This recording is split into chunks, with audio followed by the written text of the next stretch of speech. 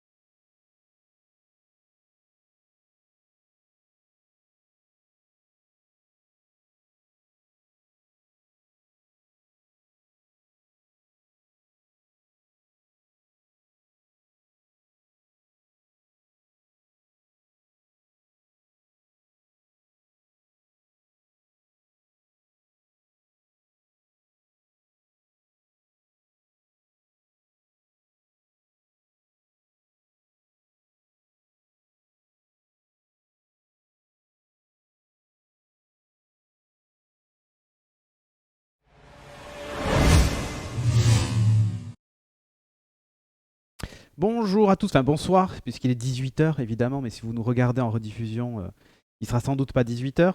Donc bonsoir à vous. On organise un petit meet-up ici sur le campus d'Epitech Bordeaux, mais pour Epitech, sur la cybersécurité. On va parler de bug bounty, on va parler de plein de trucs comme ça. Et l'idée, c'est que j'ai avec moi, pour m'accompagner, Lucas, qui est sur Bordeaux, Bonsoir.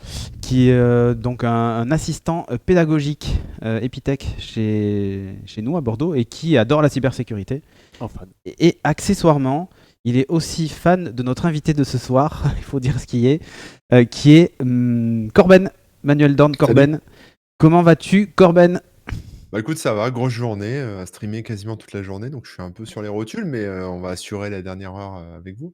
C'est ça. Et en plus, on peut dire ce qui est. En plus de toutes tes activités de blogging et compagnie, tu as aussi une société de bug bounty, Ouais, si je ne m'abuse, qui s'appelle Yes We Hack. c'est ça. Donc tu connais un peu le sujet. Un peu, oui. Ouais, un peu. On C'est va ça. rester modeste. Tu sais, je suis modeste de nature, donc on va rester modeste. C'est ça. Évidemment. Bon, en tout cas, merci à toi d'avoir accepté l'invitation. Alors, on va Merci. commencer tout de suite par la minute Wikipédia.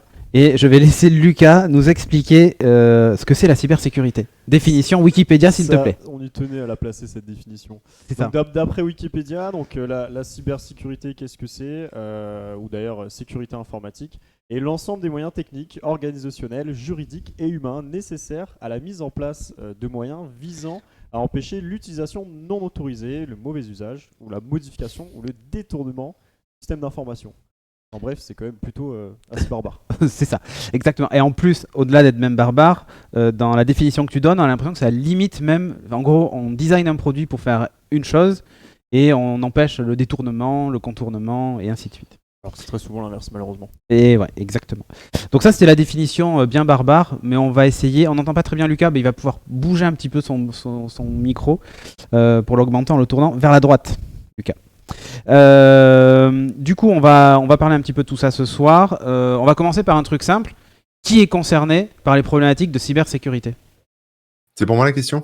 Bah ouais, pour toi. Ouais, mais- bah qui est concerné, j'ai envie de dire tout le monde en fait. Ça va du particulier qui doit défendre son ordinateur personnel et pas faire de grosses bêtises, aux grosses entreprises. Enfin, tout le monde est concerné en fait. Donc après, ça dépend de où tu veux te placer, quoi. Mais C'est ça, même toi.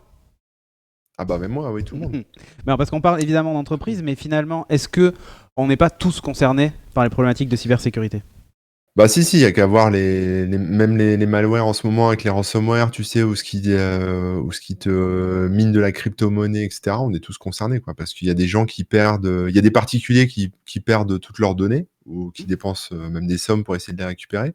Il y a des PME même qui ferment, hein, c'est déjà arrivé, des PME qui ferment parce que bah, ils ont perdu tout. Toute la Tout ce qu'ils compta, tout faisaient. ça. Ouais, toute la compta, tout leur savoir-faire, tout ce qu'ils avaient, ils avaient pas de sauvegarde, et cetera. Et puis après, il y a des grosses boîtes qui ont souvent des gros soucis, même y compris des boîtes de sécurité, hein, donc ça peut arriver. Donc c'est vraiment tout le monde, hein, c'est-à-dire que même les boîtes qui font de la sécu, parfois ont des Bon, incidents de sécu. boulanger au coin de la rue aussi.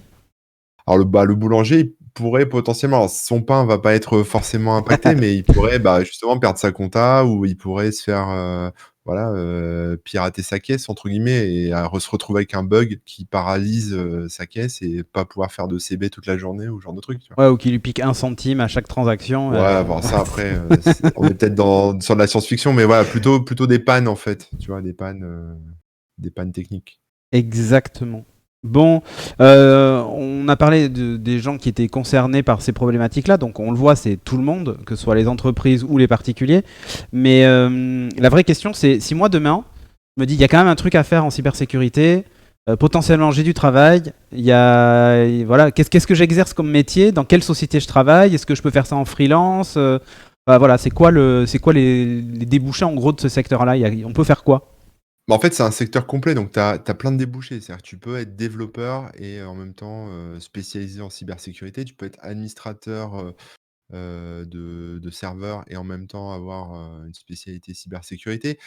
Tu peux être, responsable, de la sécurité de ton entreprise, donc RSSI. Tu peux être, chef de projet, tu peux être enfin, il y a plein de trucs. Tu peux être, expert en sécurité, des bases de données. Tu peux être pen tester aussi, c'est-à-dire, tester la sécurité des systèmes et puis, essayer de trouver des failles et cetera.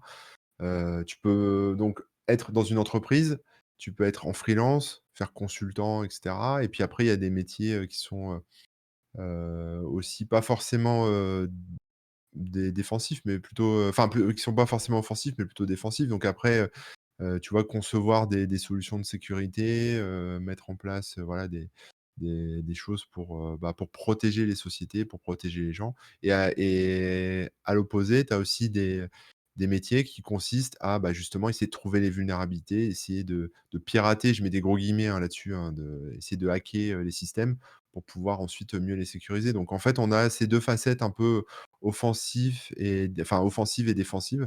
Donc après, à toi de voir, où tu veux te situer. Mais bon, les 2 sont complémentaires, hein, c'est bien de savoir faire les 2. Ok. Et donc on voit donc qu'il existe tout ça, mais pour toi c'est un secteur d'avenir ça ou pas? Ouais, ouais, clairement, parce que c'est un secteur qui est en augmentation en termes de budget, hein. Chaque année, il y a de plus en plus de enfin, le marché de la cybercriminalité, c'est dommage, j'ai pas les chiffres là sous les yeux, mais le marché de la cybercriminalité, hein, je dis pas de la cybersécurité, je dis de la cybercriminalité, donc l'argent, on va dire, que gagnent les cybercriminels, chaque année, ça augmente. C'est-à-dire qu'ils collectent de plus en plus de rançons, ils ont de plus en plus on va dire, ils se font de plus en plus d'argent. Donc quelque part, les sociétés dépensent de plus en plus pour pouvoir se sécuriser de mieux en mieux. Et voilà, donc il y a un budget qui augmente, qui éclate, hein, complètement, Ok. qui est en vraie augmentation ces dernières années. Et voilà, donc c'est croissant. Et avant on pouvait, les gens, disons, lancer des services, des applications, des sites web, et cetera, sans s'inquiéter de la sécurité. Maintenant, c'est quand même une brique, indispensable, quoi. Ouais, il y a qu'à Donc voir avec le RGPD finalement.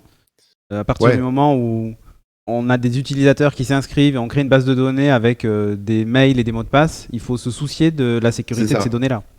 C'est ça, il faut s'en soucier. Et puis, surtout que derrière, il peut y avoir des sanctions de la CNIL ou même des sanctions, enfin des sanctions, il y en a plein. C'est-à-dire que tu peux avoir des sanctions, on va dire, officielles de la CNIL, et cetera, en tant qu'entreprise qui va venir te taper sur le dos, mais tu as aussi le bad buzz. Ah Tu oui. peux avoir, aussi des sanctions au niveau de la bourse. C'est-à-dire que voilà, tu te fais, ton entreprise se fait hacker, bim, la bourse, ton action chute, tu vois? Donc, et puis la perte de confiance des clients, enfin ce genre de choses, quoi. Donc des Exactement. exemples, il y en a plein, hein, Oh, mais on va en parler juste On après, va, justement. on va y revenir, ouais. Du coup, on peut revenir peut-être sur 3 mythes de la cybersécurité. T'as trouvé des trucs, enfin quelques mythes sur la On cybersécurité. peut. Ouais, j'ai un gros mythe qui me revient. En fait, c'est surtout. Voilà, du coup, j'utilise un mot de passe super fort, donc qui soit, je sais pas, 18 caractères avec des chiffres, des lettres, des caractères. Est-ce que ça suffit d'avoir un mot de passe aujourd'hui qui est super fort? Bah non, Ça. ça suffit pas parce que c'est ouais.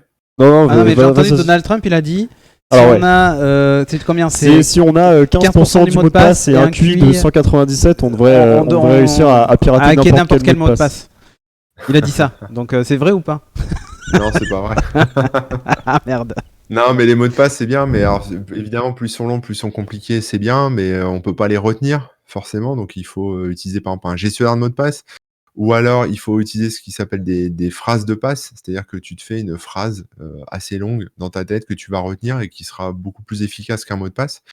Et surtout, maintenant, les mots de passe, tu pourrais te le faire voler ton mot de passe. Donc, en Ouais. fait, maintenant, ce qu'il faut mettre en place, c'est ce qu'on appelle l'authentification multifacteur, donc double facteur. C'est-à-dire qu'en gros, tu as ton mot de passe que tu connais et en même temps, tu as un objet qui t'appartient qui te permet d'obtenir un code. Donc, c'est ton smartphone qui va te donner un code ou c'est une clé ou c'est Ouais, voilà, il y a voilà. différents moyens.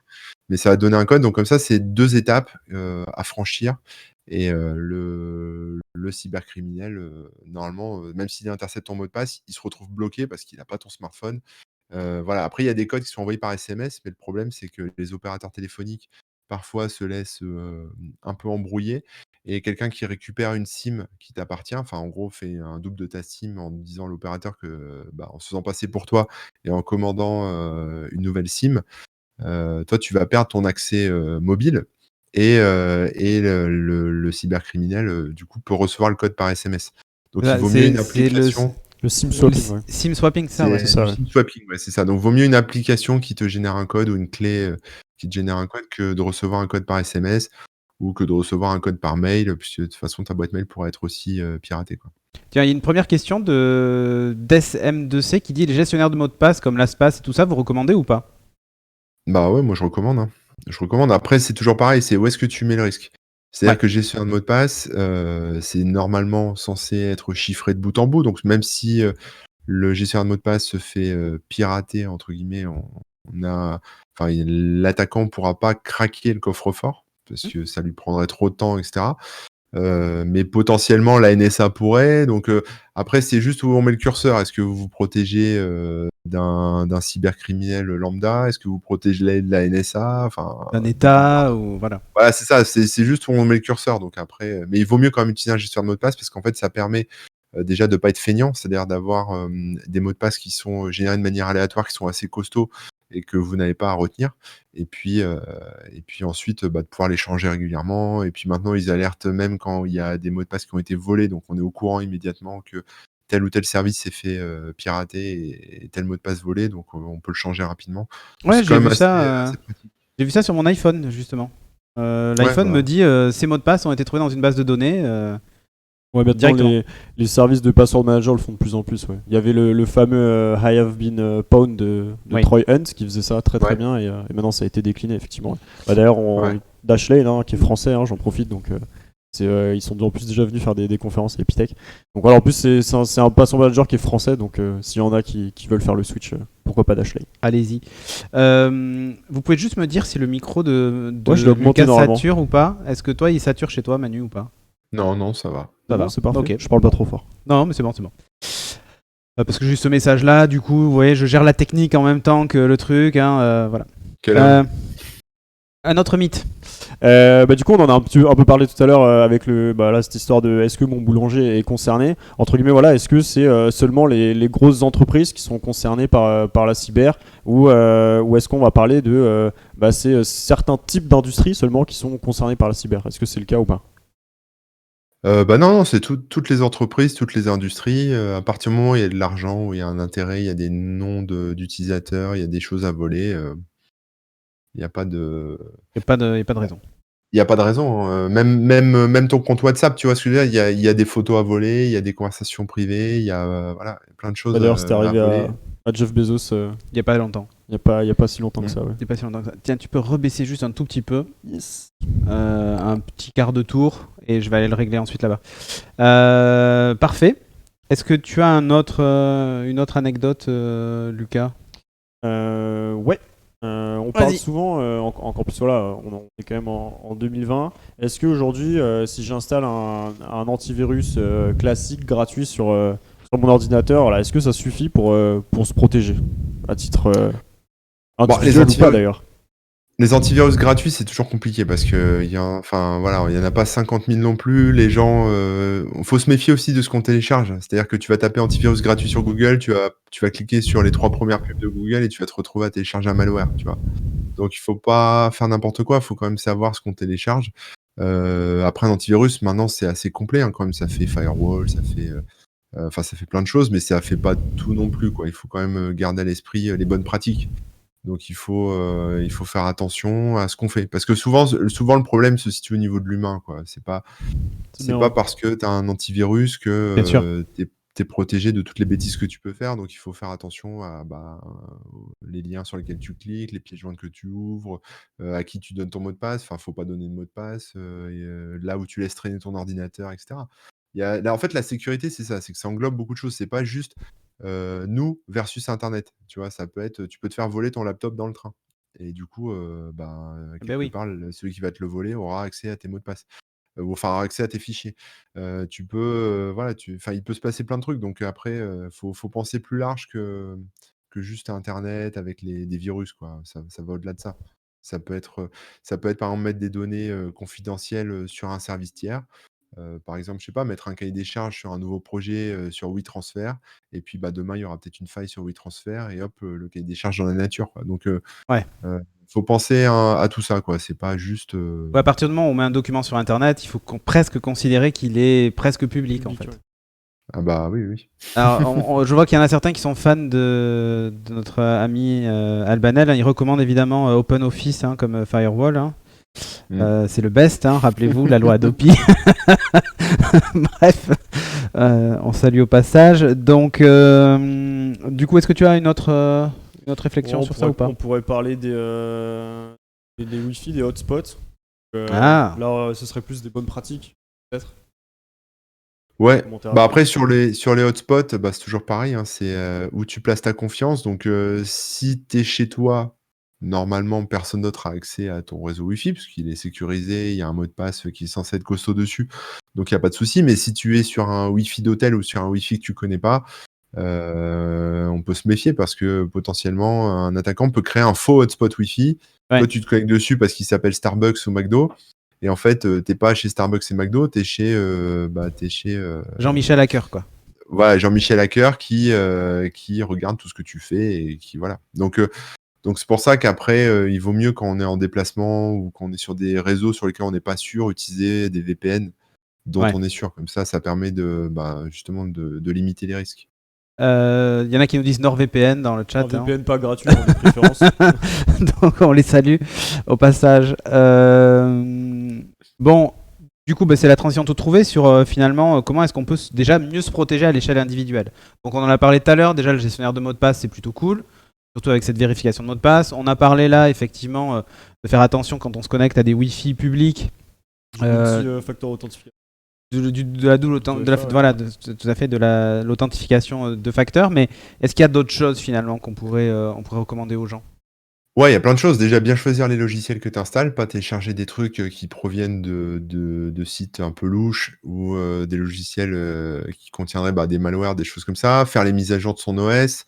Voilà, les mots de passe, on en a parlé. On peut aussi faire attention un peu aux traces qu'on laisse, c'est-à-dire voilà, vider l'historique, les cookies, ce genre de trucs. Ça peut être ou surfer avec des outils qui permettent de laisser un peu moins de traces, ça peut être aussi. Bon, là, on n'est pas sur des problématiques de sécurité, mais voilà. Si par exemple vous revendez un disque dur sur le bon coin, voilà, ou un ordinateur sur le bon coin, pensez à le formater de telle manière qu'on puisse pas récupérer les données dessus, parce que ça c'est pareil, il n'y a rien de plus simple. Vous achetez des disques durs, vous récupérez les fichiers personnels des gens ou des entreprises dessus. Ouais, chiffrer son disque dur, ça fait partie des bonnes pratiques du coup? Ouais, chiffrer son disque dur, c'est une très bonne pratique. Pareil que le smartphone, ça se chiffre aussi.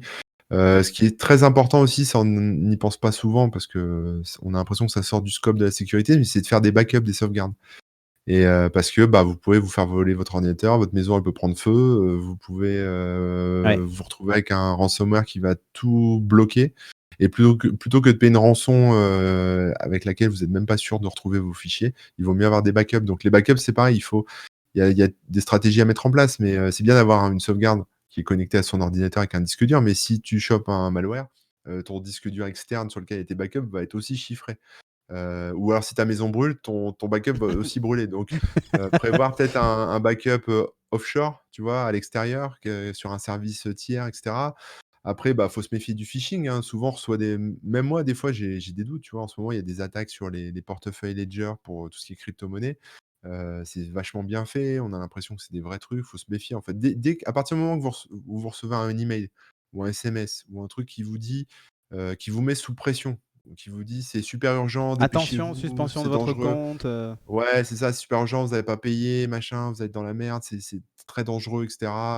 Réagissez vite. Déjà, méfiez-vous. Dites-vous, oh là là, attention, qu'est-ce qui se passe? Regardez les liens, regardez d'où ça vient, regardez l'expéditeur. Voilà, si on vous demande des données personnelles, si on vous demande des mots de passe, si on vous demande plein de choses, faites attention, quoi. Ouais. Voilà. Alors, Donc après, voilà, après il y a le chiffrement. Après, on peut pousser, on peut chiffrer ses communications. Voilà, et les Wi-Fi publics, on en a parlé. Il y a la double authentification, on en a parlé. Enfin, bon, après, voilà, il y a plein de bonnes pratiques comme ça, mais on peut toujours. En fait, ça qui est marrant, c'est qu'on peut toujours pousser le curseur de plus en plus loin, de plus en plus loin. Voilà. Mais pour une utilisation normale, déjà, avoir de la double authentification, avoir un antivirus et faire attention à ce qu'on fait, c'est déjà pas mal. exactement. Alors, dans le chat, on me dit le son baisse ou c'est mon audition de vieux? Non, c'est juste que Manu, il bouge et des fois, il est pas en face de son micro et donc, du coup, Je son son gigote, ouais. baisse. Ouais, c'est ça. Je vais me rapprocher. Non, mais comme ça permet de tester le sonotone de certains. Je vois dans le chat, attention à la pression et à la gratuité. On va bien rebondir là-dessus. Corben, tu viens de le dire, donc il faut faire attention. Et c'est un jeu qui est piraté. J'installe sur mon ordinateur un jeu piraté. Faut que tu parles plus fort. Ton micro, pour le coup, tu l'as trop baissé. Juste un tout petit peu. On va s'en sortir. On va s'en sortir. Là, on est good. Vas-y. Ouais, il y a les logiciels. Attends. Logiciel ou jeu piraté. Ouais, c'est-à-dire que tu te dis c'est gratuit, Ouais, je vais tu le te dis c'est gratuit, télécharger. j'ai pas envie de payer. Allez, je télécharge un crack sur internet ou en torrent. Mais bon, ce qu'il faut se dire, c'est que du coup, c'est forcément quelqu'un de physique, un humain qui a craqué le jeu, donc il y a passé du temps. Si c'est gratuit pour toi, peut-être qu'au final tu vas être le produit. Peut-être que ton ordinateur il va rejoindre un réseau d'ordinateurs zombies. Comme tu l'as dit tout à l'heure, il va miner de la crypto-monnaie. On sait rien en fait. Donc Faut toujours se faut méfier. faire très Après, attention à ça. tu peux aussi avoir la même chose sur des stores Android, sur le Play Store par exemple, où tu as des 100%, ouais. applications qui passent à travers les mailles du filet, que Google détecte pas forcément et qui du coup commencent à faire des choses sur ton téléphone sans que tu t'en rendes compte. Oui, c'est exactement ça. J'ai vu ça encore. J'ai vu un tweet là-dessus hier encore sur le fameux ransomware Joker là qui très connu sur le Play Store qui fait des ravages. C'est une application qui avait plus de 10 000 installs, donc potentiellement 10 000 téléphones chiffrés quoi. Ouais, c'est ça. Ouais. C'est exactement ça. 10 000 téléphones chiffrés, c'est quand même pas rien, quoi. Quasi peut-être mettre le micro devant la bouche pour entendre Lucas. C'est ça. Là, ça devrait être mieux. Ça devrait aller. Voilà. Ok. On a vu ça. Du coup, récemment, il y a quand même des événements en termes de cybersécurité. On l'a vu encore cette semaine et pas que. Lucas, tu peux nous faire un retour sur ce qui s'est passé. On va forcément parler. On a fait la petite intro tout à l'heure de FireEye, qui est une entreprise de cybersécurité aux États-Unis, qui est quand même the entreprise de cyber, et ils se sont fait pirater.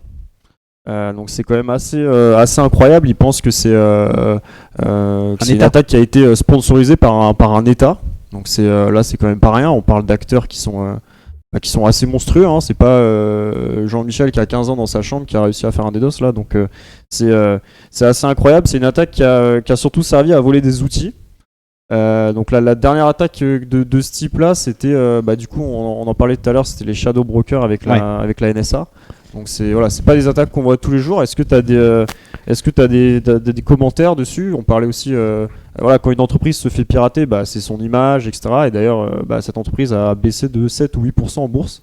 Donc voilà, il y a plein d'impacts. Donc qu'est-ce que tu peux nous dire Après, en fait c'est ça. Depuis tout à l'heure, on parle beaucoup de cybercriminels, on va dire un peu comme s'ils étaient isolés, mais il faut quand même comprendre que c'est un business. Donc il y a des entreprises entre guillemets qui sont qui sont spécialisées dans le piratage et c'est leur travail et c'est des choses c'est des opérations qui se montent sur du long terme, avec plusieurs personnes qui travaillent dessus. C'est des vrais projets, quoi, et c'est souvent sponsorisé effectivement par les États parce qu'il faut financer tout ça et c'est très ciblé, hein. On n'est pas là, ils vont pas venir nous cibler nous, hein.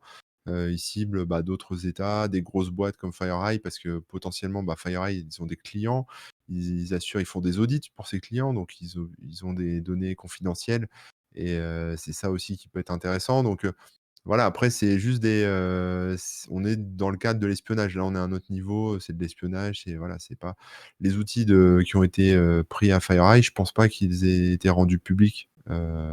Ils en ont publié quelques-uns ouais. et des countermeasures surtout pour éviter de se faire pondre par ça. Mais là c'est du très haut niveau, quoi. Ouais, c'est ça. Après, ça c'est encore d'autres choses, mais ouais, ça fait partie aussi des risques. Et c'est bien que FireEye l'ait vu, et c'est bien que parce qu'il y en a plein aussi qui le voient pas, si tu veux. Il y a des choses. Qui veulent pas communiquer dessus justement par peur de la perte d'image un peu, quoi. C'est important pour la communauté. Quand on est de la partie entre guillemets, on sait que ça peut arriver. C'est dramatique, mais quand on est à des tels niveaux, c'est-à-dire quand tu te fais cibler comme ça. C'est limite une question de temps, tu vois? À un moment, il y a forcément une faille ou un truc qui va se passer qui fait qu'ils vont y arriver, quoi. Donc ça se trouve, ça fait des années qu'ils sont en train d'essayer de pirater FireEye. Mais voilà, moi j'avais déjà discuté par exemple avec des éditeurs d'antivirus, pareil, c'était super ciblé. C'est-à-dire qu'il faut quand même comprendre que les éditeurs d'antivirus développent des solutions pour protéger, les gens, les entreprises, etc. Et les éditeurs d'antivirus eux-mêmes se font, on va dire, pirater, hein. Il y a des intrusions chez eux, pour essayer de choper la prochaine version de l'antivirus ou de choper, le prochain système qu'ils sont en train de développer pour pouvoir ensuite derrière développer d'autres outils qui vont bypasser le prochain oui, antivirus, exactement. etc. C'est un jeu de chat et de la souris, évidemment, comme on le connaît. C'est ça, et c'est hyper fort parce qu'en fait, ce qu'il faut te rendre compte, c'est que les éditeurs antivirus ou d'autres, hein, comme FireEye, ont quand même, tout ce qu'il faut en sécurité pour se défendre et cetera. Donc les mecs sont obligés de cogiter pour trouver des façons de pas se faire griller et cetera. Parce que s'ils se font griller, l'antivirus, bah, ils vont changer leur code, ils vont changer ce qu'il faut pour que la prochaine version soit plus exploitable et donc ils exfiltrent les données, petit à petit dans des petits paquets en faisant passer, ça pour Bah des oui. images ou des petits cookies ou des petits machins. Oui, ça peut Ça aller très passe, très loin. Ouais. voilà, ça passe sur le réseau local, c'est transféré via la machine ou une machine qui a un accès internet et puis ça se transfère tout doucement pendant des semaines, ça se voit pas, enfin, faut être super balèze pour détecter ce genre de truc Ouais, c'est donc des ça arrive, experts quoi. en Ça arrive. exfiltration après. Ouais.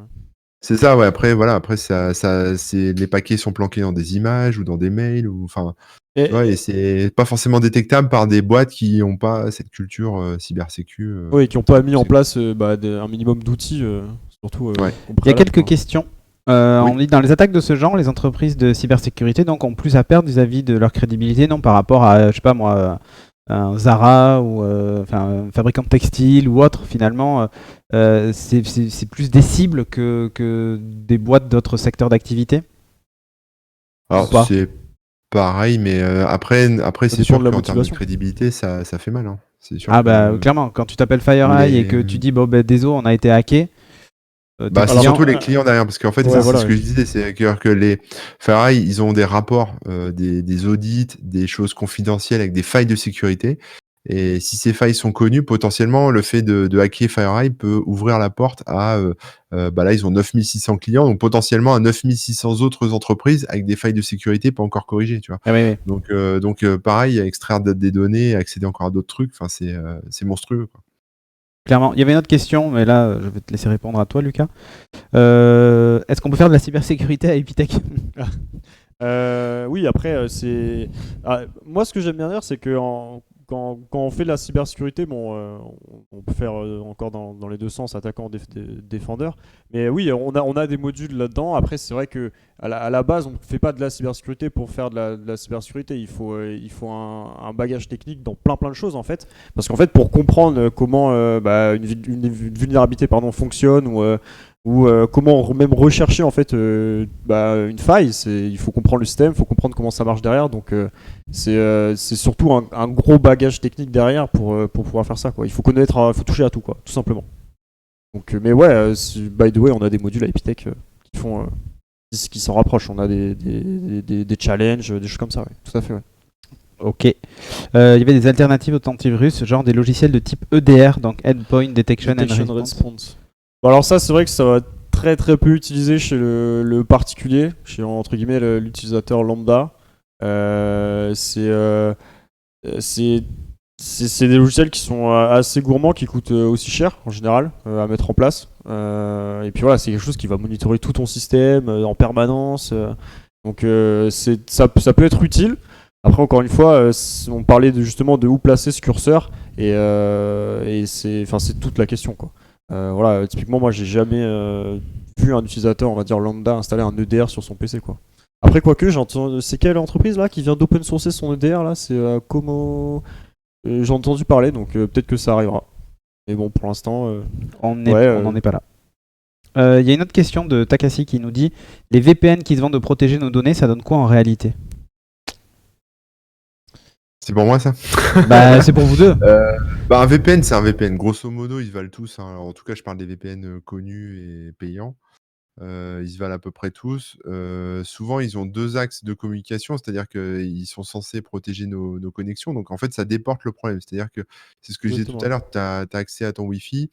Voilà, c'est plus l'attaquant sur le réseau Wi-Fi qui peut voir ce que tu fais en ligne, c'est le fournisseur de VPN qui peut voir ce que tu fais en ligne. Voilà, donc si, demain le fournisseur de VPN se fait «hacker» entre Ouais. guillemets, tes logs peuvent partir. Alors après, il y a des fournisseurs VPN qui garantissent, sans log et cetera, mais ça, moi j'ai du mal à les croire en tout cas parce que bon, souvent les lois sont bien faites et obligent en fait les fournisseurs de VPN à avoir du log.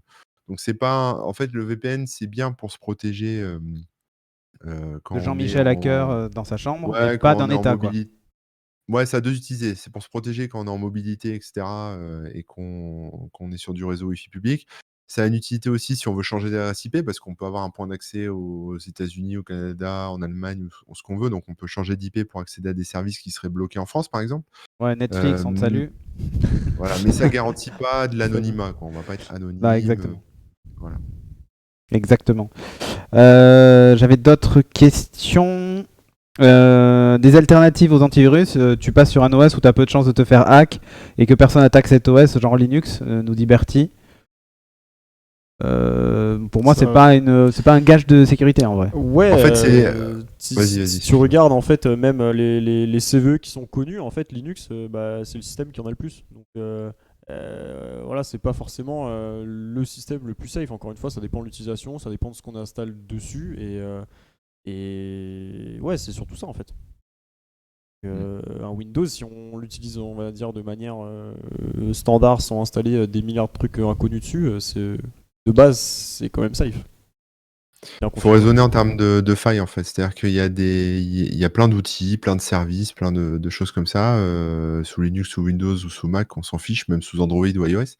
Et en fait, il y a des failles dedans. Donc, il y a des failles qui sont connues, qui sont détectées par des chercheurs en sécurité, qui vont les remonter à l'éditeur. L'éditeur va corriger et ensuite va publier un patch, etc., comme ce que fait Microsoft, par exemple.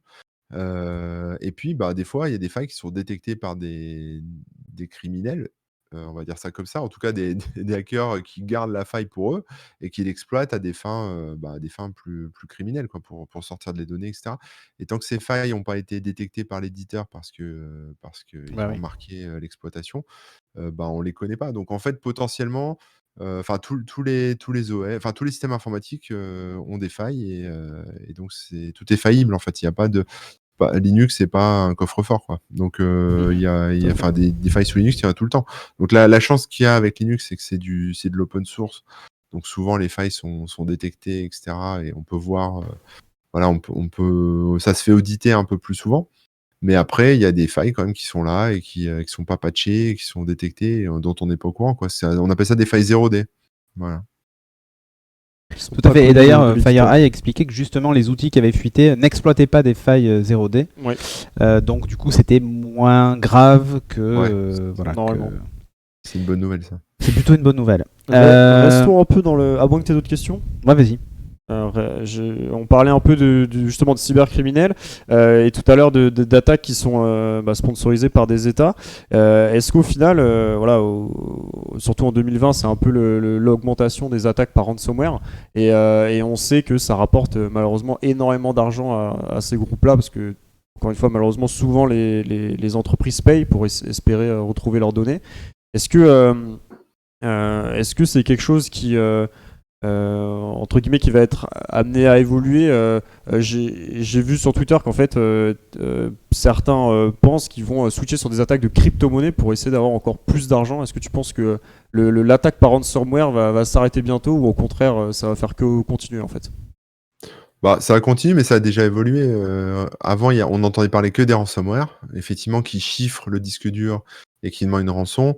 Maintenant, on est carrément sur des malwares qui sont justement des crypto-jackers, enfin ce genre de trucs. Donc en gros, c'est des choses qu'on ne voit pas, qui sont pas visibles comme ça a priori. Le disque est pas chiffré, y a pas, mais ça mine de la crypto-monnaie. Donc en fait, c'est juste des questions de rendement. Est-ce que c'est plus intéressant de faire travailler une machine en mode zombie pour miner du Bitcoin ou je sais pas quelle autre crypto-monnaie, ou est-ce que c'est plus intéressant de demander une rançon à des gens? Donc les deux vont continuer à exister en parallèle, mais c'est vrai qu'il y a une évolution. Avant, il y avait que des ransomware. Maintenant, il y a de plus en plus de malware orienté autour de la crypto-monnaie. Et puis, peut-être qu'il y aura encore autre chose après, mais voilà, ça évolue, mais ça va pas disparaître, hein. Il y a toujours des virus tout à fait lambda, des vers, enfin, peu importe, hein. Ok. Alors on me dit dans le chat, le son de Corben varie quand on change de scène. Non, je vous jure, il change pas de volume, hein. C'est le même volume sur toutes les scènes, donc C'est bizarre, je bouge plus pourtant. c'est ça, c'est ça. Non, mais bon. Non, mais tu sais, quand on parle, au bout d'un moment, parfois, on a la voix qui descend et du coup, on parle un peu moins fort. Oui. C'est comme ça. Peut-être. Non, il y avait une question aussi sur la sécurité des sites web. Demain, je suis dev web, tout ça. Je dois développer un site web pour un client. Cloudflare, tout ça, Datadom, c'est des choses à intégrer. C'est pas du tout. C'est la question. Ouais, si, c'est pas mal. Après, il faut bien les intégrer, mais effectivement, ça met une bonne couche de protection parce que justement, je parlais des failles. On va prendre par exemple un WordPress. Alors, il y a déjà les mises à jour, c'est-à-dire qu'il faut mettre à jour son serveur, il faut mettre à jour son CMS, son WordPress, etc. Et puis, parfois, on le met pas à jour parce qu'on n'a pas le temps ou parce que, voilà, il n'y a pas de... Enfin, il y a un plugin, par exemple, qu'on n'a pas mis à jour ou qui n'est pas corrigé. Et des choses comme Cloudflare, ce genre de trucs, font en fait ce qui s'appelle du virtual patching, où en fait, ils patchent la vulnérabilité avant. C'est-à-dire que quand quelqu'un essaye de l'exploiter, il bloque en fait la faille, même si elle n'est pas vraiment corrigée, quoi. Donc en fait, ce genre de service, ça permet effectivement d'améliorer quand même beaucoup la sécurité de son site, en protégeant, on va dire, des failles courantes, ce genre de problème. Mais après, ça fait pas tout, c'est pas magique non plus, hein. Faut quand même faire attention à sa sécu. Ça protège aussi des attaques par déni de service qui feraient tomber le site. Donc il y a beaucoup d'avantages à mettre un WAF, hein, donc un firewall applicatif devant un site web. Mais après, c'est pas magique non plus. C'est-à-dire qu'il y a des vulnérabilités. Si vous le codez vous-même, le site, qu'il y a une vulnérabilité dedans voilà, qui ça ouvre une porte comme ça, Cloudflare va pas forcément la bloquer. Donc voilà, faut faire attention quand même. C'est à différents niveaux, quoi, mais ça c'est toujours utile. Le problème des failles applicatives, c'est vrai que là, si au final demain je veux faire mon site internet, la sécurité ça passe d'abord par les bonnes pratiques et coder de manière déjà propre et de manière sécurisée. Il faut pas C'est ça, typiquement là avec mes étudiants récemment, je parlais des injections SQL. Voilà, il faut bien vérifier à préparer sa requête, etc. pour éviter au maximum ce genre de problème. C'est vrai que Ouais, les failles applicatives, c'est un gros domaine. Ouais. En fait, ce qui manque aussi, c'est que les développeurs sont pas forcément formés à la sécurité en fait de leur code. Et forcément, ils font des erreurs. Ils ont pas les bonnes pratiques. Donc après, moi, si vous êtes développeur là et que vous m'écoutez, vous nous écoutez, formez-vous. Il y a plein de bonnes pratiques à savoir. C'est pas très compliqué. Faut valider ce qui rentre, ce qui sort. Faut mettre en place de l'authentification. Faut protéger les données. Faut faire du log. Faut gérer toutes les erreurs, etc. Donc il y a des petites choses à savoir comme ça. Mais une fois que vous avez cette petite couche, c'est pas un gros truc. Ça demande pas des années de formation, hein, mais c'est juste des bonnes pratiques, des bons réflexes. Et vous ferez la différence par rapport à un dev qui code sans sécurité, quoi. Voilà.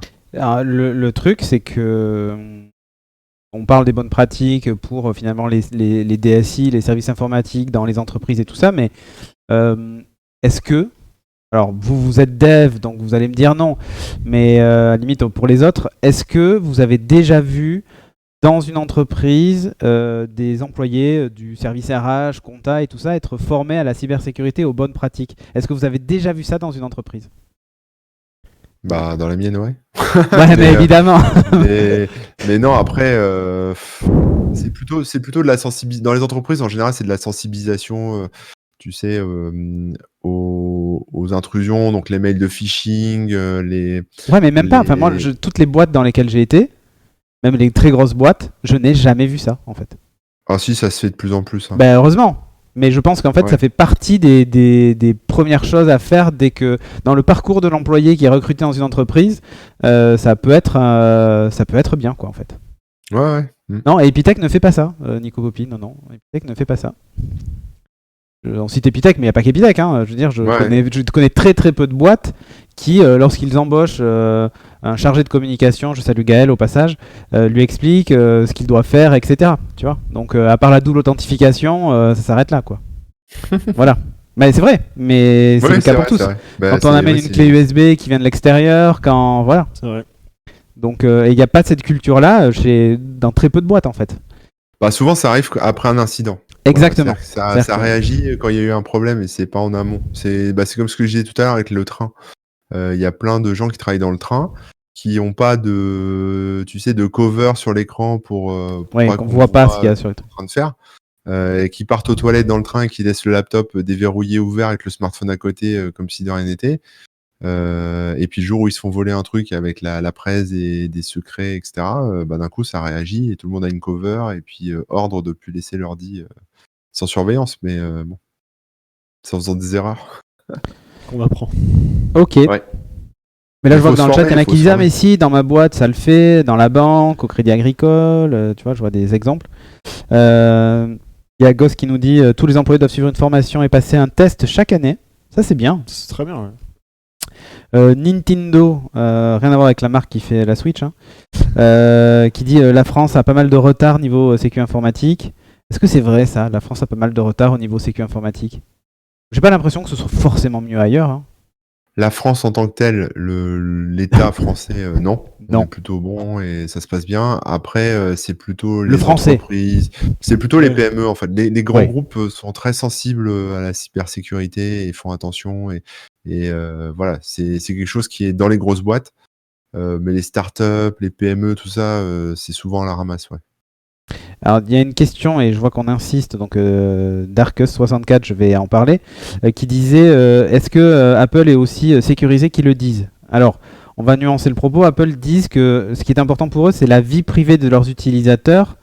Je crois pas avoir vu une pub où ils disaient chez nous, c'est le système le plus sécurisé qui existe. Je crois que plutôt leur truc, c'est de dire nous, notre cheval de bataille, c'est de ne pas exploiter les données des utilisateurs et de protéger les données utilisateurs. C'est plutôt ça, ouais. C'est plutôt ça. Mais après, Apple est aussi vulnérable que n'importe quel Linux ou enfin macOS, je veux dire, ou que n'importe quel Windows finalement.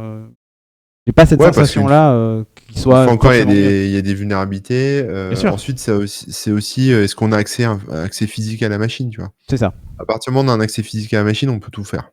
Donc, même si on n'a pas le mot de passe, on peut le faire sauter, enfin, on peut accéder à tout. Donc, il y a pas, sauf si on chiffre son disque dur, en gros, il y a pas de solution, quoi. Mais après, à distance, bah, c'est comme tout. Apple, ils font plein de trucs pour la sécurité. Microsoft fait plein de trucs. Sous Linux, il y a plein de trucs aussi. Ouais. Mais des fois, il y a des failles. Enfin, il y a pas de. Faut arrêter la comparaison entre les systèmes d'exploitation sur les failles de sécurité. Tout Ouais, est ouais. kiff-kiff, hein.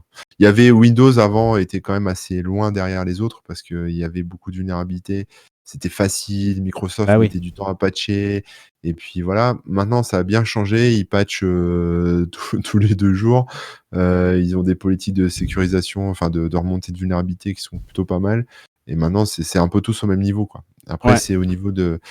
Enfin voilà, quand on lance une application, que ce soit sous macOS ou que ce soit sous Windows, on nous demande 50 fois si on est sûr de vouloir la lancer parce que ça provient d'un développeur non certifié ou je sais pas quoi. Donc, Oui, exactement. Donc à partir du moment où là tu cliques sur oui, je veux dire, la faille, elle C'est est ça. entre la chaise et le clavier, quoi. Voilà, c'est ça. Voilà. On dit il y a des utilisateurs. Alors plus il y a d'utilisateurs, plus il y a de cibles potentielles et du coup les hackers privilégient les OS les plus utilisés.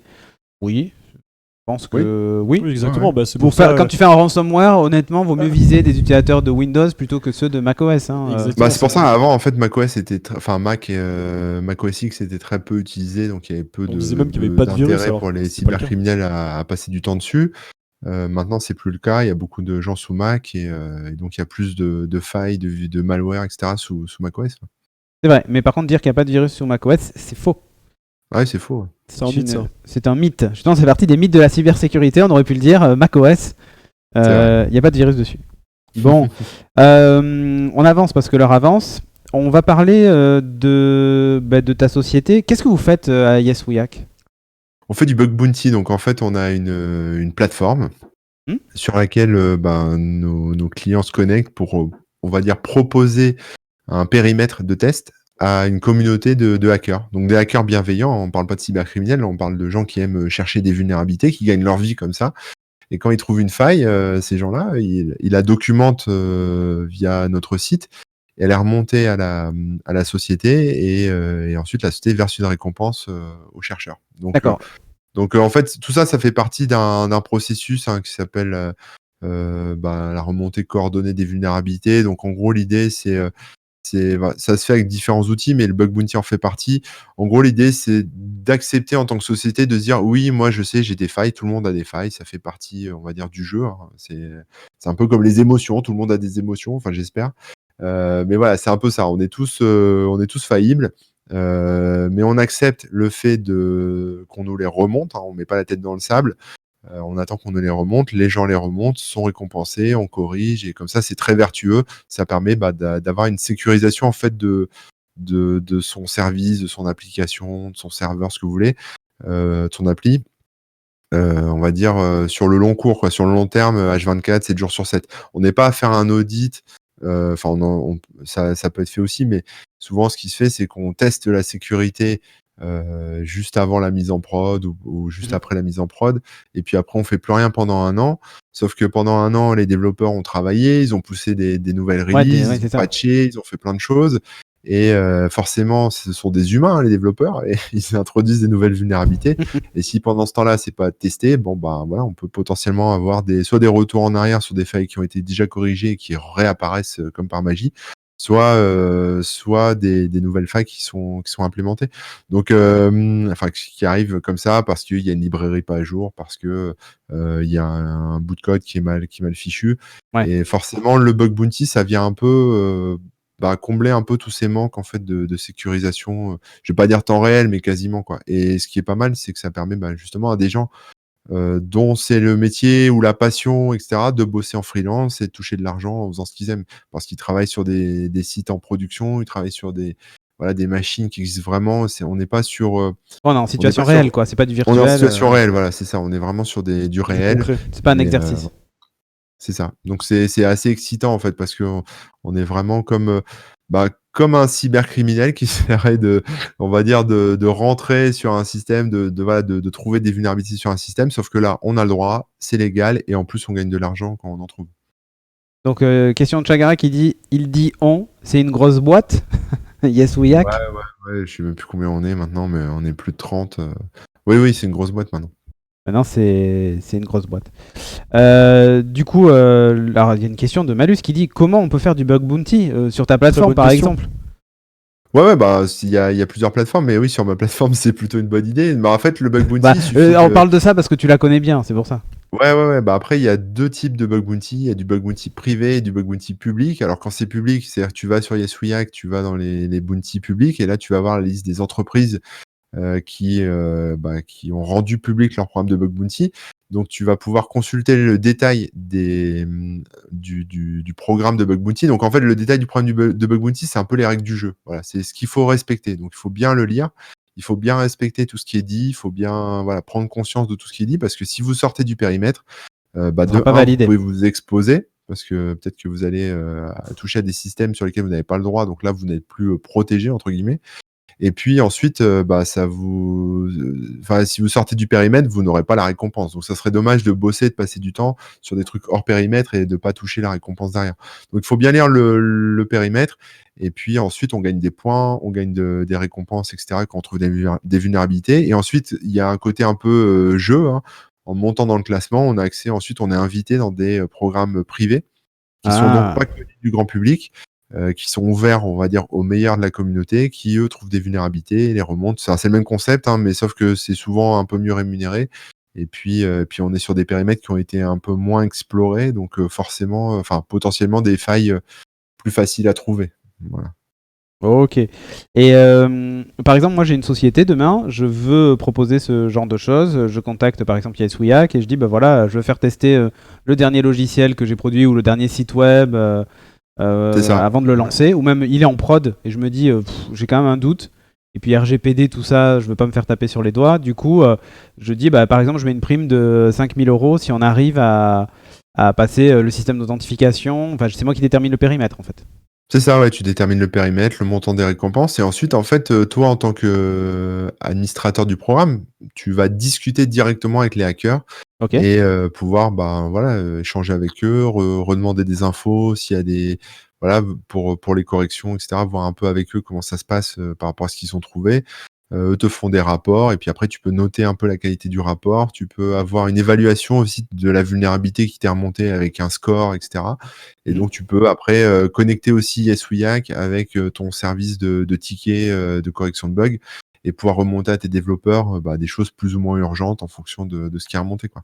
Ok, et il y a une autre question aussi de Chagara qui dit du coup vos chercheurs de failles signent des accords de confidentialité, c'est-à-dire ils trouvent un truc, ils se disent oh quand même c'est énorme, je pourrais l'exploiter plutôt que ou je pourrais la dévoiler à un groupe de hackers malveillants, russes par exemple ou chinois ou je ne sais quoi, en disant j'ai trouvé cette faille, c'est énorme, plutôt que d'avoir les 5000 qu'on me promet de prime, les Russes me donnent 1 million. Alors ça, c'est le content. truc qu'on me sort tout le temps. C'est vrai que c'est quelque chose qui... C'est le premier truc qui vient dans la tête des gens. Bah ouais. Mais il faut quand même comprendre que les gens qui sont inscrits sur les plateformes de bug bounty sont pas des cybercriminels. Si tu veux. C'est des gens qui Ouais, sont ouais. passionnés de cybersécu. Un cybercriminel a pas Il intérêt viendra à pas faire passer là. par Ouais. une... Parce qu'il faut, bah, voilà, il faut s'inscrire, il faut ci, il faut ça. Et puis, bah, en tant que cybercriminel, t'as pas besoin de demander l'autorisation, tu vois, d'une société. Ouais. Enfin, tu vois, tu sors du cadre, tu Bien peux sûr. potentiellement t'attaquer à n'importe quelle boîte. T'as pas besoin de faire du bug bounty, quoi. Donc, il n'y a pas d'intérêt à faire ça. Ouais. Enfin, C'est ça soit se t'es un fait pas, quoi. méchant, soit t'es un gentil, quoi. Ouais, alors après, il y a sûrement des gens qui jouent sur les deux tableaux, mais il n'y a pas de. Enfin, les programmes de bug bounty qui sont proposés sur les plateformes de bug bounty, voilà, les vulnérabilités sont remontées de manière correcte. Il n'y a pas de chantage ou quoi que ce soit. Voilà. Il y a déjà eu des cas. Il y avait Uber, par exemple, qui avait un programme de bug bounty. Oui. Il s'était fait pirater par des cybercriminels et ils ont été victimes d'un chantage et ils ont fait passer le chantage au travers du bug bounty pour récompenser les criminels, mais à la base, ils n'étaient pas inscrits, si tu veux, sur la plateforme. Ah ouais. Donc ils se sont fait griller, Uber s'est fait griller et ils ont eu des gros problèmes avec ça. Mais voilà, enfin, ça se fait pas parce que voilà, c'est pas une fois encore, les cybercriminels ont pas besoin des plateformes de bug bounty pour faire leur job. Ils vont gagner plus en faisant leur travail de cybercriminel. Les plateformes de bug bounty, c'est réservé à des gens qui veulent rester dans la légalité, qui veulent s'amuser, qui veulent voilà, faire travailler leurs compétences et puis aussi acquérir une réputation dans le milieu de la cybersécurité. On est là sur des professionnels, tu vois. C'est un truc, voilà, ça peut être aussi des amateurs, mais ça reste très, Oui, très bien sûr. propre, quoi. Et alors, ça nous précise sa pensée. Elle disait, je parlais aussi de ce qu'ils peuvent voir ou s'ils ont accès à des données confidentielles de la boîte. C'est-à-dire qu'ils passent Non, par non. exemple ton truc et du coup ils voient des données. Tu vois, en cherchant une faille chez Sanofi, tu dois avoir accès à toutes leurs données de recherche par exemple.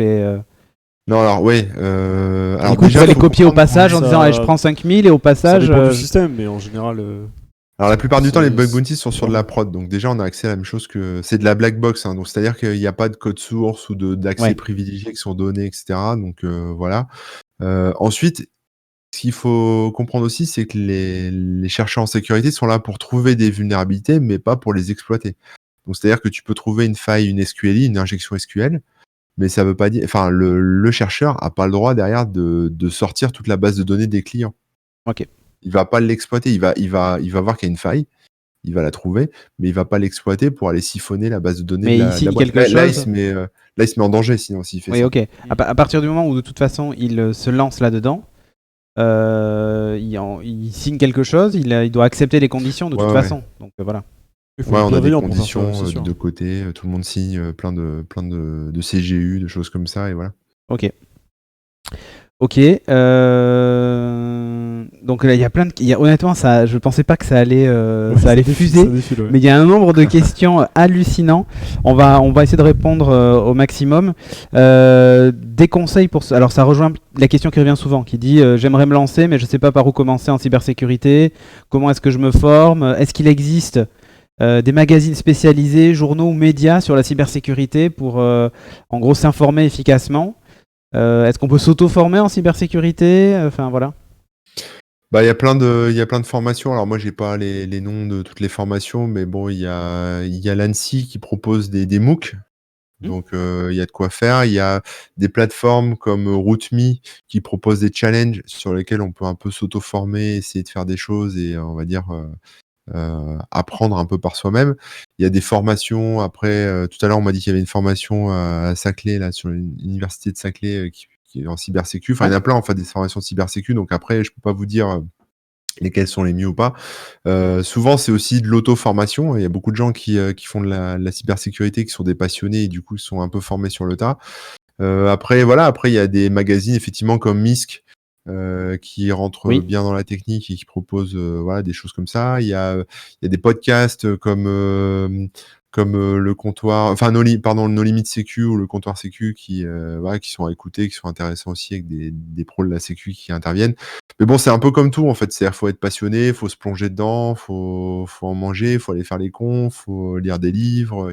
Il y a des bouquins hein, sur le ethical hacking qui vous expliquent comment faire du pen test ou comment faire du bug bounty et se former, etc. Et des outils. Enfin, Après, c'est comme tout en informatique, en fait. Il y a rien de mystérieux, de secret, de caché. Alors souvent, c'est vrai que comme on est sur un truc qui est un peu, parfois à la limite de la légalité, pour certaines choses, ça reste un peu confidentiel sur certains trucs, mais il y a quand même assez de ressources maintenant. Enfin, c'est plus le cas maintenant, en fait. C'était le cas avant. Maintenant, il y a assez de ressources, accessibles aussi bien à la Fnac que sur internet, que n'importe où, ou des formations, sérieuses avec, qui sont certifiantes aussi pour voilà, se former, trouver un Bien sûr. boulot et puis, réussir à faire des choses, cool, quoi. Ça rejoint finalement ce que disait Lucas tout à l'heure, quand il disait déjà le but c'est d'être curieux, de s'intéresser à comment sont faits les systèmes et, C'est ça, ouais. Bah, se créer son bagage technique et sa culture technique, quoi. C'est la définition même du hack entre guillemets quoi. C'est la bidouille. Donc voilà, c'est jouer avec le système. Donc pour jouer avec Ouais, le après- système, il faut le comprendre et encore une fois pas forcément l'exploiter, mais Ouais. pour jouer avec, il faut le connaître. Ça, c'est Tu sûr. sais, c'est pareil qu'avec le bon chasseur, le mauvais chasseur, ou le bon développeur, le mauvais développeur. Tu vois, il y a des, mais c'est pareil dans tous les métiers, en fait. C'est-à-dire qu'il y a des gens qui sont passionnés, qui vont faire ça sur leur temps libre, qui vont lire les news, qui vont se former, qui vont faire plein de choses à côté, etc. Et puis il y en a d'autres qui vont juste faire une école où ils vont apprendre les bonnes pratiques, la méthodologie, et qui vont l'appliquer tout le reste de leur carrière en entreprise, quoi. Je simplifie un peu, mais c'est un peu ça. Donc après, voilà, faut voir si vous êtes passionné ou pas, quoi. C'est ça. Et Nico Hobby qui fait une remarque, il dit de toute façon l'informatique évolue tellement vite qu'une école ne permet pas d'avoir qui ne permet que d'avoir de bonnes techniques, mais pas tout. Et c'est justement ce qu'on enseigne un peu chez Epitech. On apprend à apprendre, à être Il a toujours en raison. veille, à s'intéresser aux nouvelles technologies et pas qu'à un langage en particulier. Donc c'est ça aussi l'intérêt de ces formations-là. C'est ça. Ok. Est-ce que tu as quelques anecdotes sur le bug bounty ou pas, sans te donner de nom de clients, mais C'est toujours Des clients, on en a, tu peux les voir sur les bounties, publics, hein, sur les programmes publics. Là, par exemple, si vous trouvez des failles dans, Tous Anti-Covid, n'hésitez pas, hein, vous pouvez être récompensé, jusqu'à 2 000 €, ce qui peut être pas mal. pas mal. Voilà, PrestaShop, Deezer aussi, Dailymotion, enfin voilà, donc en fait, il y a déjà de quoi faire, en programme public. Il y a des récompenses qui vont, là, je vois jusqu'à 10 000 € avec, OVH, Pas qui mal. propose, voilà, et nous aussi d'ailleurs, si vous trouvez des failles sur Essuyac, 10 000 €, ça peut monter, hein, jusqu'à 10 000 €. Non, après en anecdote, disons qu'après c'est plus des anecdotes qui vont peut-être concerner les entreprises, mais moi j'ai vu, des boîtes sauvées par le bug bounty entre guillemets parce que d'un coup elles ont un incident de sécurité, que c'est urgent, que leur prestataire est dans les choux, que eux en interne ils sont sur le pont mais ils y arrivent pas. Et du coup, ils font appel à nous et nous, on lance le truc, on invite les 10 meilleurs de la communauté. Bah ouais. Et la faille est trouvée, on va dire, dans les 24 heures et elle est corrigée et tout le monde est heureux, quoi. Enfin, Ça c'est cool. c'est assez efficace. En fait, c'est assez efficace comme façon de faire le bug bounty. Voilà, faut pas avoir peur quand on est une entreprise de mettre en place ça.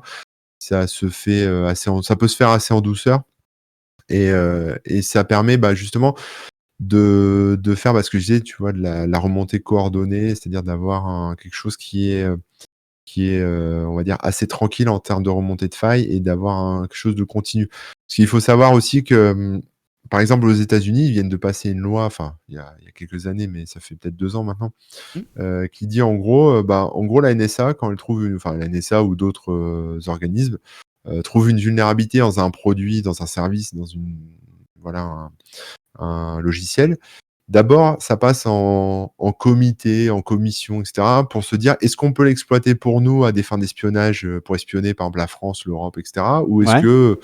que non, et est-ce qu'on la donne, par exemple, on trouve une faille sur Apache, est-ce qu'on prévient Apache ou est-ce qu'on l'utilise pour nous?» Donc, en fait, ça voilà, il y a des choses aussi comme ça qui se passent au niveau des États, où parfois certaines vulnérabilités sont détectées, sont mises de côté pour, faire de l'espionnage, etc.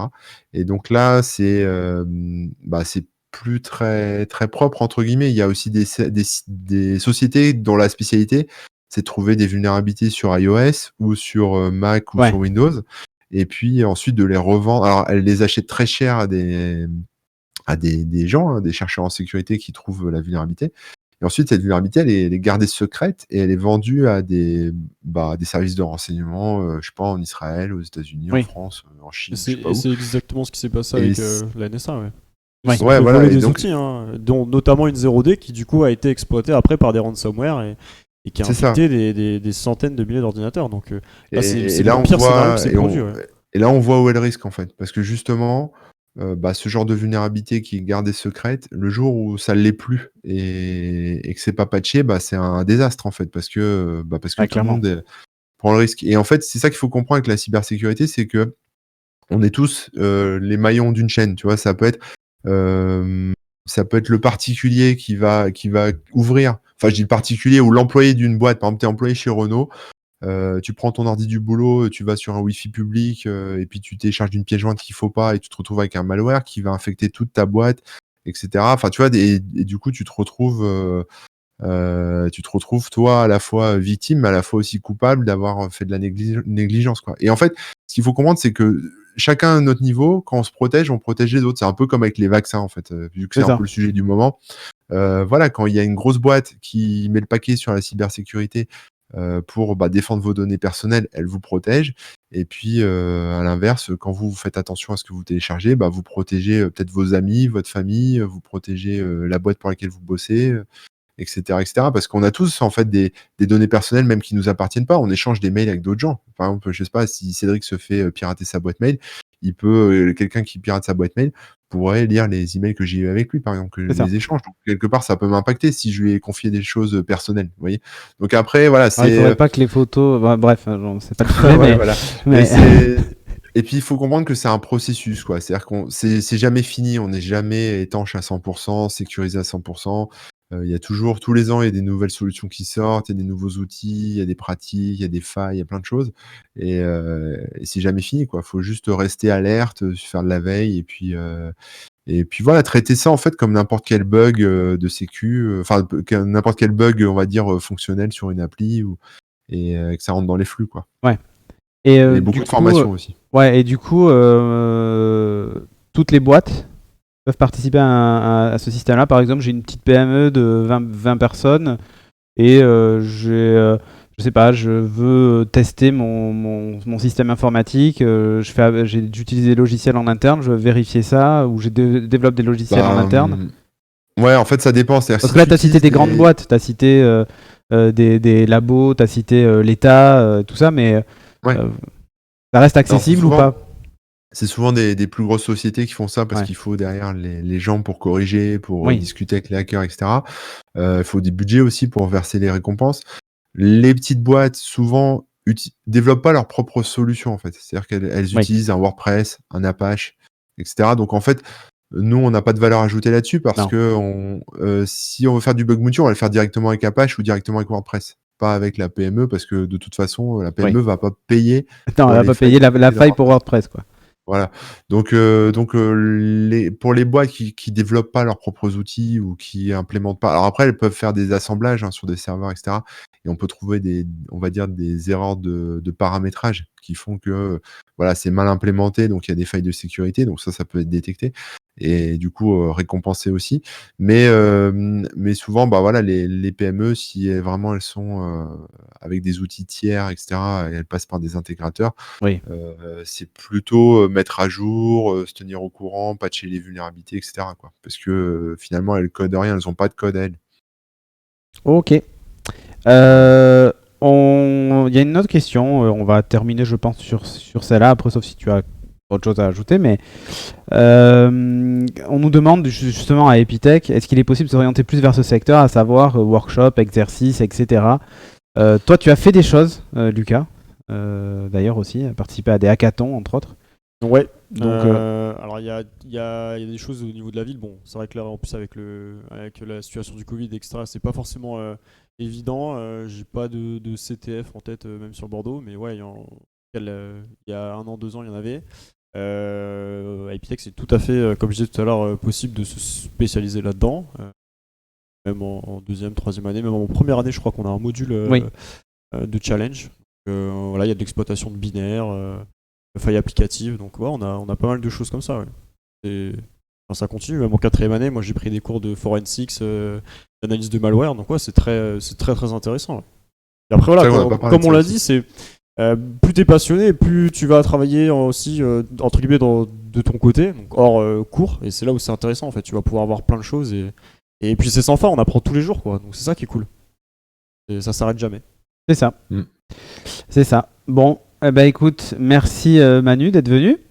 Mais de rien. C'était vraiment cool. J'espère ouf. que ça a plu aux étudiants. Lucas, il est refait, hein, je pense Ouais, que pouf. c'est bon. Maintenant, il va dormir. Plus de 6 ans que. D'ailleurs, j'ai ouvert si tu ton- peux avoir ton un petit site, autographe, tout ça, virtuel, hein, Ça voilà. marche. Merci à vous d'avoir suivi ce live. C'était vraiment cool. J'ai appris pas mal de choses ce soir et j'espère que vous en avez appris aussi. Pour les étudiants de Bordeaux, apparemment, voilà, il y a un form qui a été posté pour valider la présence parce Incroyable. que vous gagnez des XP si vous participez. Je vais le remplir du coup. Ouais, tu peux le remplir si tu veux, Manu, évidemment. Merci à toi et n'hésite pas, si à l'occasion on organise une table ronde sur la cybersécurité, évidemment, tu seras des nôtres. Donc N'hésitez on pas. rappelle où on te trouve, corben.info. Ouais, le Allez-y. blog corben.info et puis Twitch tous les matins. Voilà. Souvent le matin, un peu l'après-midi, un peu random, mais Twitch, donc c'est corbenfr. Voilà. CorbenFR Corben sur FR. Twitch. Si vous savez pas quoi faire de toutes vos matinées, voire même journées, parce qu'il stream toute sa vie, Manu. Il est comme ça. Mais on apprend plein de choses. Donc voilà, FC Epitech Nancy, ça y est, il commence à se voilà, à y aller. Bon, en tout cas, merci à vous d'avoir suivi ce live. Et moi, je vous donne rendez-vous demain matin pour la matinale, le Before Work de 8 à 9. En même temps que Manu, mais bon, choisissez le plus beau des deux et je sais que c'est lui. Bref, sur ce, merci à vous et à très vite. Bonsoir. Bye bye. Ciao.